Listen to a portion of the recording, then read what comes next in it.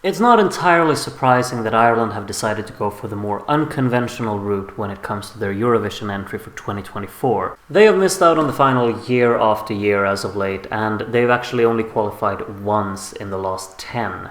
Their last qualification came in 2018 with a softly sung, sentimental, singer-songwriter ballad that pulled the heartstrings of a lot of people. But they are not returning to that formula in their hopes of qualifying here in 2024. Instead, they have gone for a song that explores various moods like a shapeshifter. Bambie Thug's song Doomsday Blue is, according to the artist themselves, a genre-defying song that's influenced by a lot of various music styles. And as I first sat down to listen to this song, there was a lot to take in. The song opens with a percussive beat and chopped up mumbling vocals that together sound like something chugging within a whirlwind of sorts. And this certainly paints the picture of what kind of atmosphere this song wants to contain. This wind-sounding element acts as a gradual, pulsating sweep for the first 4 bars of the song before Bambie's vocals take center stage, with the following words, Avada Kedavra, I speak to destroy. And as the song progresses, Bambie tells us a story of hurt and frustration towards someone untrustworthy. It's a song that relies greatly on its storytelling, but considering I'm a music nerd myself, I will focus more on how the story is presented from that perspective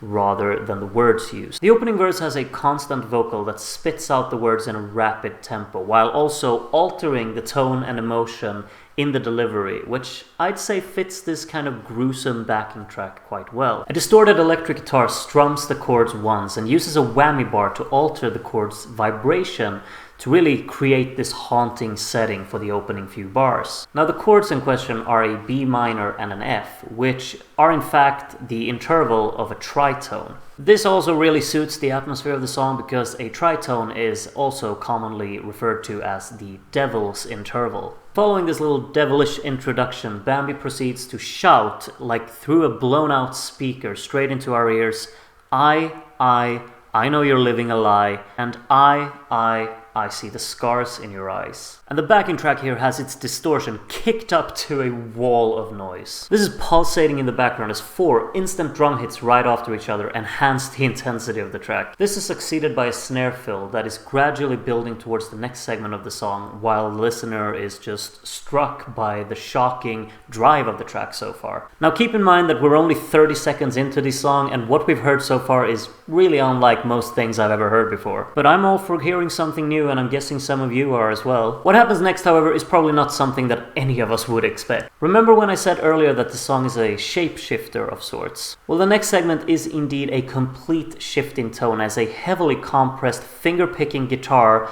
lays the foundation behind a very mellow vocal now. The guitar here, however, is just edited in a way that really has no release on it, and it feels like it's been sidechained to an extreme manner, really cutting off the notes before they even have any chance to create some resonance into the song. It all in all still sounds rather pleasant though, but do not be fooled, because in the background behind these more bright piano chords, we still have the gruesome bass line working its wonders, and the mumbling vocals are still very much there. This all really indicates that the grit will come back very shortly. And it really is quite haunting when the song heads back in that direction, as the music is completely cut off and replaced by these subtle tingling sounds that are panned in movement. And layered vocals are almost creeping inside of our eardrums with a chromatic melody here. Now, writing a melody in the chromatic scale isn't very common, but there is absolutely nothing common about this song, so it makes sense. And if I do say so myself, this chromatic melody is kinda cool. And this melody ends with the words, so when you sleep, you hear the sound, followed by a scream that's piercing through the soundstage and panned out to cover it all. Now what follows is a repeat of the first time we heard the I know you're living a lie, I see the scars in your eyes segment. This leads into another mellow guitar-driven segment that really just emphasizes the contrast within the song again. This time this section has been doubled in length and adds a little bit of a snap for the second round, just to kind of emphasize some rhythm within this part. It also contributes with a minor variation before the song really takes us for a ride. Now do you remember the chromatic scale in the melody from before? Well, now we're heading into some kind of abyss by descending chromatically for the next part. Now the gritty bass is where the core of this descending melody lies, starting on the B. The bass then proceeds to play A sharp, A, G sharp, G, C, and B. But we're not done there. Continue from this B to A sharp, A, G sharp, G, F sharp, and then C. And then finally we're back down to the key of B minor. Simply quite mad.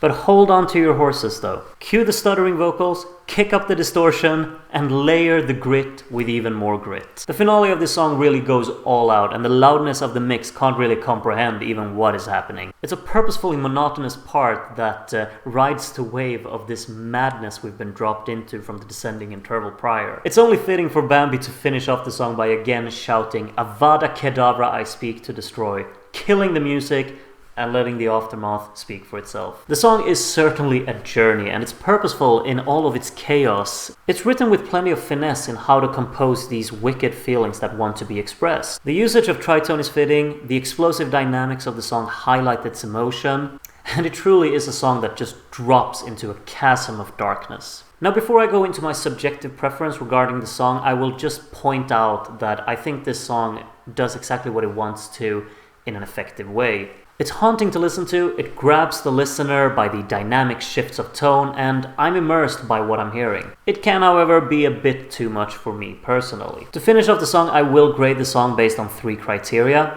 but it's all subjective, remember that. In terms of composition, I will happily say that I am impressed by this. The melodic writing of the song really works, and I think the creativity of its writing enhances the atmosphere of the song. I think I will decide on giving it a 7 in this area. Arrangement-wise, the song certainly does not hold back. The instrumental builds up an ambience that is very hard to miss, but I'm personally not very fond of all the loudness it brings. And also certain choices within the sound design, such as the sound of the guitar here, aren't really up my alley, so I think I'll have to land on a 5 in this category. And the production is absolutely something that matches the song's ambition to be sharp and gritty. Even though it isn't really pleasant for my ears to listen to, I think the production does its job. Even though I would probably like a little more clarity at places, so I think a 6 will suffice here. All in all, that's a score of 18 out of 30 from me. However, that's just my subjective preference, of course. Bambie Thug has absolutely pulled off exactly what they want to do with this song, and it really just is a question of whether or not it will work for the larger audiences. But now, please let me know what you think of this song in the comments below, and until next time, have a good one.